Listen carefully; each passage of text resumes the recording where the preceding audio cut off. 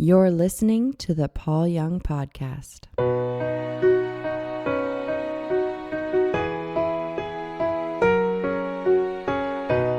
Hey everybody, welcome to the Paul Young Podcast, and I'm going to reach, about 8 years back into my mailbag, but I love this letter from Jay, and I thought that I'd let you in on it. It begins, Dear Mr. William Paul Young, I'm not sure which of your names you prefer to be addressed. I prefer, by the way, Paul, one of 4 generations of Williams, none of who go by their first names. We all go by our middle name. So I've decided to address you by all 3. I formally met you in November 2016, but it's been on my mind to write you ever since I first heard you speak in February 2014. That would be 10 years ago.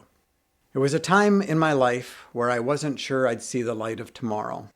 I sat in a theater in a small town called Rosebud, surrounded by 50-plus older-aged men and women. The sea of gray shouts and amen, brother, and thank you, Jesus. I was feeling a little uncomfortable in this very familiar space, a room filled with perfectly beautiful people. Wrinkle-free, freshly pressed suits and modest, knee-length, cleavage-free dresses filled the rows. I took my seat next to my husband, 3rd row from the front. Oh yeah, and center stage. Definitely not an easy escape. I'd know. I'm no stranger to stage lights and front row seats. I've been a perfectly, beautifully, stain-free fixture on the front row for the past 12 years. My children lining the front row in their polished little lives.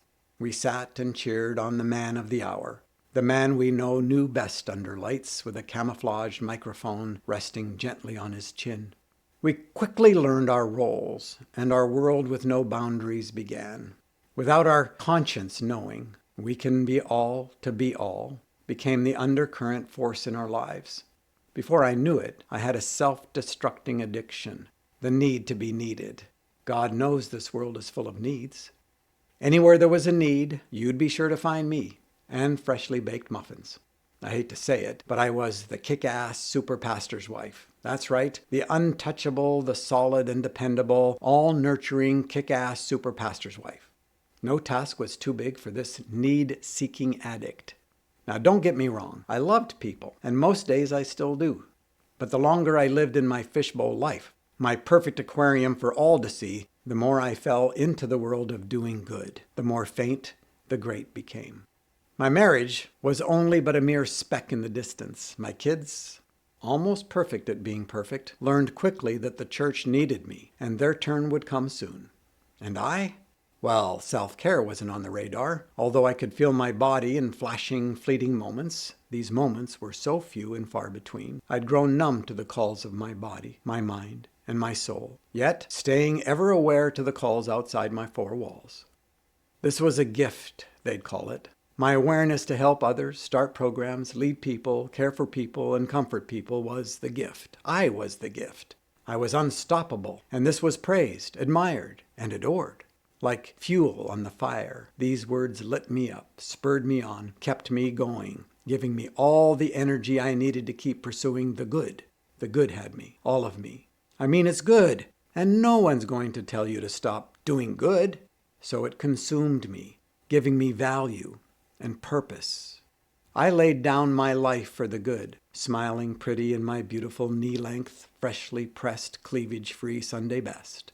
My world spinning, the pages turning. My good deed badges filled the walls until one day I found myself in sunny California on a much-needed getaway with my husband, my once partner in crime. But these days he was better known as my tag team roommate. We needed to connect, but part of our time away included a church-like meeting with a man named Rob Bell. I knew little about him, and I couldn't wait for this part of the trip to be over. Here I was, sitting in a room that I was itchy to get out of when I heard him speak these words. One will not make a life change until they've reached the absolute maximum level of pain their mind, body, and soul are willing to endure. I felt like someone cut the midline of my body, and all of me was spilling to the ground. Of my God, the pain I can feel, the many years of bullshit built up, the heart palpitations that once rocked me to sleep now brought me to my knees, gasping for air. The inner body tremors hidden by my well-honed acting skills, now leave my body shaking beyond control. In that moment, this man gave me permission to feel. And like a kindergartner relentlessly waving her hand to be the teacher's helper, my mind, body, and soul waved the white flag, surrendering to the truth of all I'd become. My eyes welled up, and soon I stood in a river of blue, drenched in the light of my own truth. Summer nights grew colder, welcoming the autumn colors. Soon the leaves fell to the ground while the branches held the winter's frost. Unaware of the seasons' change, unable to see beyond my 40 days and 40 nights of violent, uncontrollable downpours that overflowed from my soul. Yet the storm is not over. My husband continually mops the floor beneath me. The days are a blur. I sit perched on my leather sofa, my mind unable to make sense of life, words hard to form. My body is still, my body feeling, my body bleeding. I ache with shame and disappointment of all that I'm not. My hands hold clumps of blonde as I try to rip the torment from my mind. Yet there I sit in all my darkness, naked, no mask to hold. A life once filled with good, bathed in good. Mom and tots, girls' choir, church cafe, small groups, worship practice, hospital visits, baby showers, women's retreats, and Sunday mornings in my Sunday best cheering the man of the hour, the man I once knew. Now here I sit. It's me and crickets, with the clear yet muffled sounds of Mumford & Sons spinning on the record player. Hope rises as the words, "Awake my soul," enters my being. Awake my soul? Will my soul ever awake? Or is this the very thing that is happening? Once a stranger to the man I lay next to, and now he's my very breath. Is this the great? There are no lights or perfectly timed music behind the words, and yet his eyes are so bright, his words so pure. He holds my frail shell, a mere resemblance of what I once was, my beauty, pale and dim. Yet he loves me all the same. My children's gentle touch and the sweet "I love you" bring my feet back to the ground. I open up the blinds and the sun sees me. It's the first day in 3 months that I felt the air of Mother Nature, the smell of winter. Light making its way into the darkness. Randomly, my husband buys 2 tickets to hear a man speak. He asks me to join him, but assures me there's no pressure. I am reluctant to respond because my heart and head can't agree, so I take a few days to fight it out with myself. These days, I'm trying to listen to my soul rather than the nattering voices in my head. I decide to let my soul lead me. So here I sit in a sea of gray, the lights bright and the stage too close, a world I know all too well. This gathering feels like fingernails on a chalkboard, and I'm trying just to hold my messy shit together in this sea of perfection. The lady sitting next to me is a big fan, and she can't contain her excitement, nearly bouncing out of her seat, repeating the name of the man I know better as the author of The Shack. I've never really read the entire book because I've been too busy being the super kick-ass pastor's wife, hoping to escape this dreaded road trip to a town in the middle of nowhere as soon as possible. But it's time, the star they've been waiting for. The crowd stands to their feet and applauds your presence. The moment you walk on the stage, you remind me of my dad, the dad who held me in my darkness and loved me all the same, the dad who told me there's no need to rush. Healing comes in time. Give it time, baby girl. The most calm, loving, and unpreachy presence filled the stage. You stand in jeans, hands in your pocket, just casually chatting with 500 people like we were in your living room and it's just no big deal. Clearly you have spoken to hundreds of thousands of people, but it doesn't feel that way. You show no arrogance, and you don't speak the language of Christian eyes that makes my stomach curdle. You're just you. Nothing fake or pretentious about it. I come ready to sort through the bullshit. My radar is high and my sensitivity is through the roof. But I don't feel it. I get lost in your honesty. You spoke about your marriage, bankruptcy, your affair, and now it brought you to an all-time low. You talked about the hours you rode on the bus, trying to tell your kids and wife a bigger story, an honest story. How the love of others carried you, and when you felt you failed the most, God still loved you. I've heard similar versions of God's love, but somehow this was different, and it held my deepest sorrows and reached the shame and guilt I had tucked away beneath my heart. You told your story of resurrection, the resurrection of your marriage, the resurrection of your life. All I could feel was love. I had to talk myself down from running onto the stage and hugging and crying, snot boogers all over you. I say this cautiously, fighting the taboo Christian language that I don't know how else to put it except the night I felt God. I saw God in you.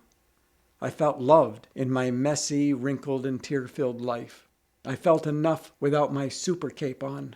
I seriously held on to the seat of my chair because at the very least I wanted to stand and say thank you. But I wasn't sure I could do that without the ugly, uncontrollable cry accompanying me. Nor did I know if I could just keep it to thank you. We left, and the entire ride home I regretted it. I wished I'd had the courage. I wish I could have cared less about the outcomes and just listened to my heart. I often dreamt about what I might have said. Almost 3 years later, my husband surprised my daughter and I with tickets to hear you speak. This time at a much smaller venue, maybe 100 people in a church in Calgary, where I'm from. You mentioned that you had an opportunity to speak at a much larger gathering, but you felt you should take the opportunity to come and speak at this smaller gathering. It was an intimate space and the room only half full. Once again, you spoke with sincerity. Much of what I felt the first time I heard you speak. Honesty, truth, love. My daughter sits beside me, the one who watched and held her mom from darkness into light. What I like to call my spiritual awakening. She wiped away a lifetime of tears as I shook beyond control, sobbing, melting into her little arms. Only 11 at the time, she held me, cared for me, and relentlessly loved me. She wasn't sure she wanted to spend her evening listening to a man she knew nothing about, but she was captivated by you, the love so tangible. She felt something refreshing and something beautiful, taking in every word that fell from your lips. This night I was determined that I wouldn't leave without saying thank you, so I did just that during the Q&A time. I spoke a few words with a quiver in my voice. You were kind and said you felt humbled. Again, this godlike love oozed from your core. You hugged me while I briefly mentioned my story. You looked in my eyes and with genuine care and concern asked, "Are you okay now?" And I smiled. Yes. Yes, I am. I've been wanting to write you a letter for a long time to say thank you. You promptly gave me your email and said, "I'd love to hear from you." You hugged my daughter and my husband, exchanging a few words with each of them. On our way home that night, I promised myself that I would write. So today at midnight, the words I've deliberated over came rushing through me. Thank you for being the light in the midst of my darkness. Thank you for loving even the least of these. Thank you for doing the hard work. Thank you for having the courage. Thank you for sharing your story. The world is better for it, and I'm better for it. My deepest thanks, Jay. Thank you for listening. If you would like to contact or connect with us with inquiries and questions, comments, suggestions, stories, and more, please visit paulyoungpodcast.com. There you will find resources and notes related to any particular episode. Today, participate with love, do the next right thing, and trust the ripples.